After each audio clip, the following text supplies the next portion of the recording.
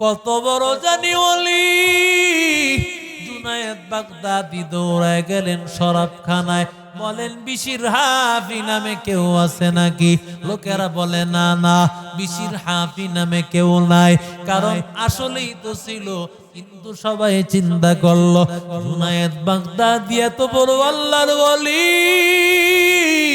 এত বড় বুজুর্গ, এত বড় বুজুর্গ বুঝি একজন মাতাল নেশাগ্রস্ত বিশির হাফিরে তালাশ করবে। তাই তারা বলল নাই, বিশির হাফি নামে কেউ নাই।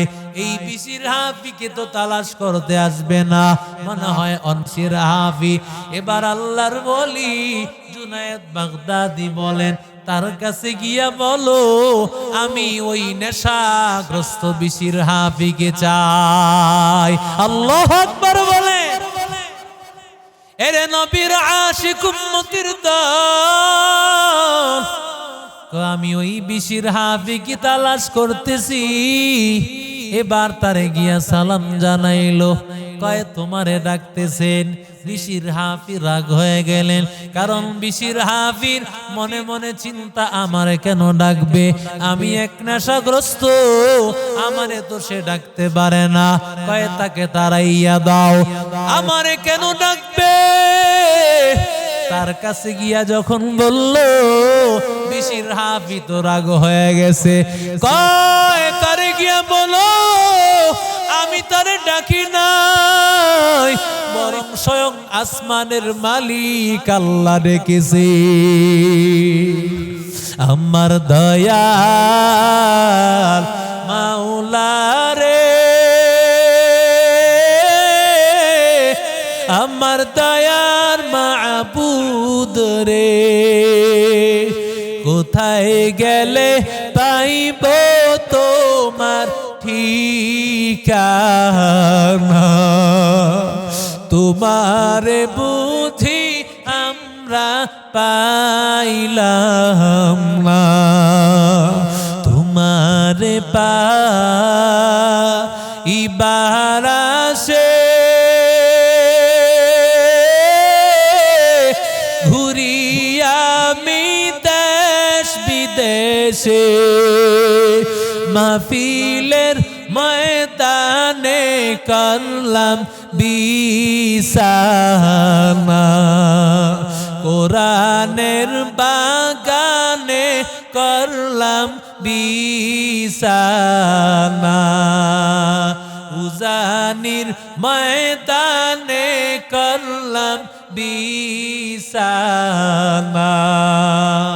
এজতেমার ময়দানে করলাম বিছানা,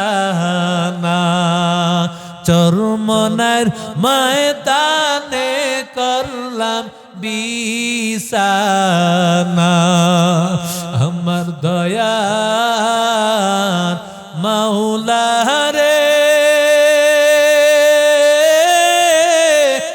আমার দয়ার মাশউক রে, কোথায় গেলে পাইব তোমার ঠিকানা? তোমারে বুঝি আমরা পাইলাম না। আল্লাহর ওলি বিশির হাফিকে যখন ডাকছে যে তোমারে আমি ডাকি নাই, আল্লাহ ডাকছেন, সাথে সাথে আল্লাহর বান্দা শিয়া সেজদায় পড়ে গেছে। আল্লাহর বান্দা সেজদাতে গিয়ার মাথা উঠায়লা। আল্লাহর ওলি জুনায়েদ বাগদাদি বলেন মাথাটা উঠাও। আল্লাহর বান্দা বিশির হাফি বলেন না না, আমি মাথা উঠাইব না যতক্ষণ না আমার আল্লাহ ডেকে বলবে লো বিশির হাফি মাথা উঠাও, আমি আল্লাহ তোরে মাফ করে দিয়েছি, ততক্ষণ না আমি আমার মাথা জমিন থেকে উঠাইব না।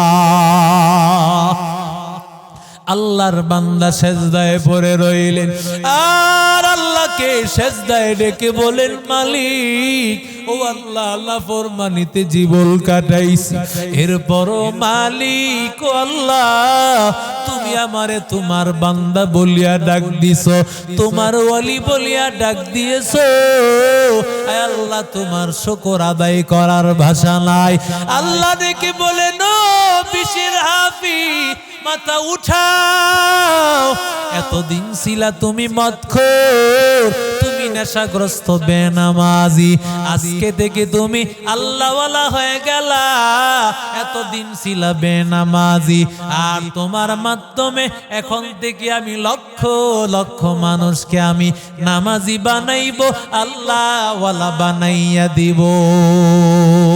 তুকু যাও সুন্নতে আহমদ কুজা বা মুহাম্মদ কই বুয়াত নসবত তোরা করে শৈতা মি কুলি নামত ওয়ালি ঘরওয়ালি লানত আস্তাই বরওয়ালি হম সুরাতো हम सिराते मुस्तफा दर तमामी हाले ओ कुन इत्तिबाए सुन्नते खैरुल बशार गिरे लाजिम ताबोया बी ऐ पेसार एरे नबीर आशिक उम्मतिर दोस्त আল্লাহ ডাক দিয়া কয় রে গোলাম, আমি আল্লাহর নামের ইজ্জত করার কারণে, বিসমিল্লাহর নামের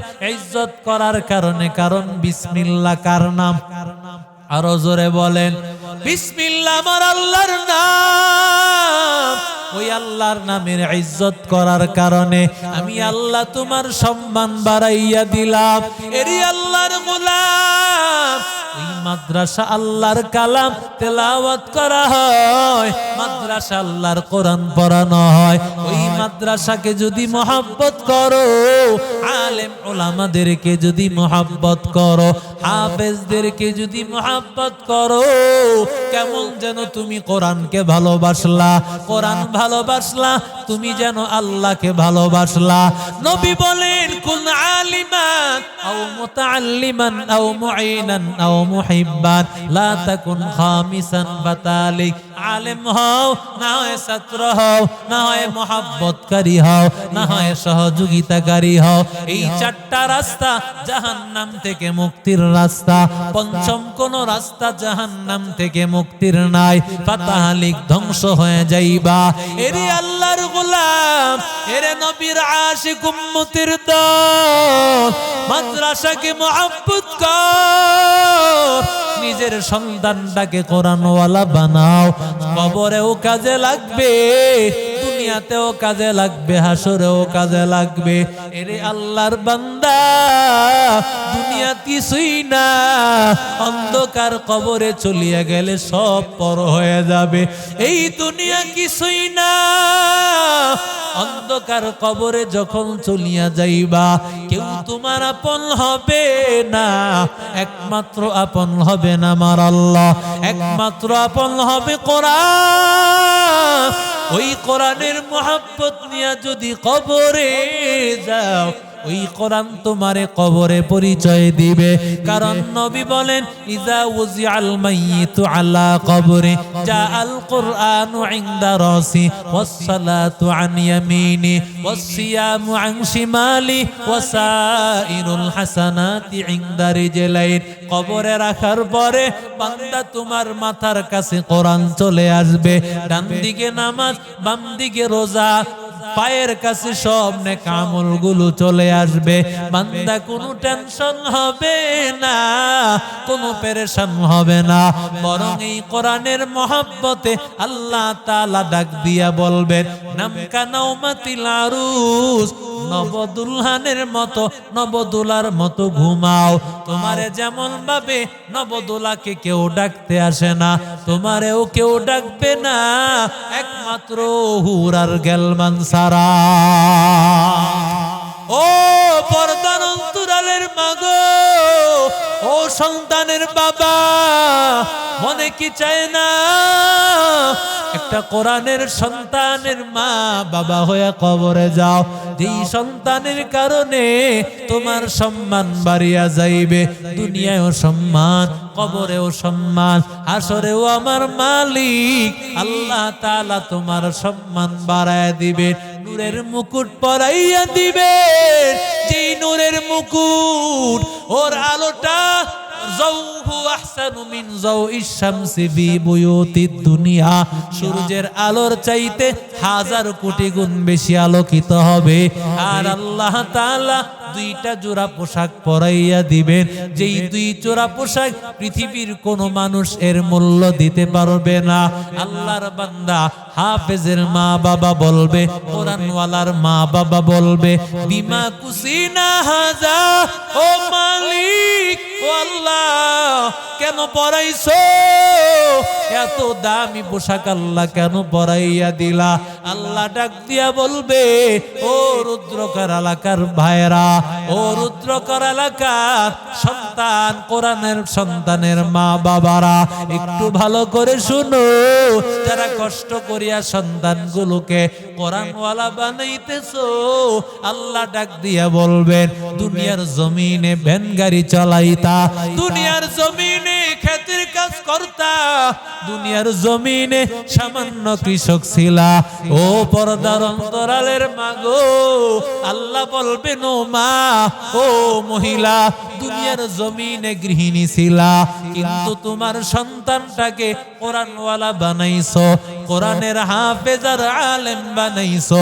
এই জন্য লিআকজি ওয়ালাদিকুমুল কোরআন, তোমার সন্তানটাকে কোরআনওয়ালা বানানোর কারণে আমি আল্লাহ তাআলা তোমাকে এই সম্মান আমি আল্লাহ দান করলাম।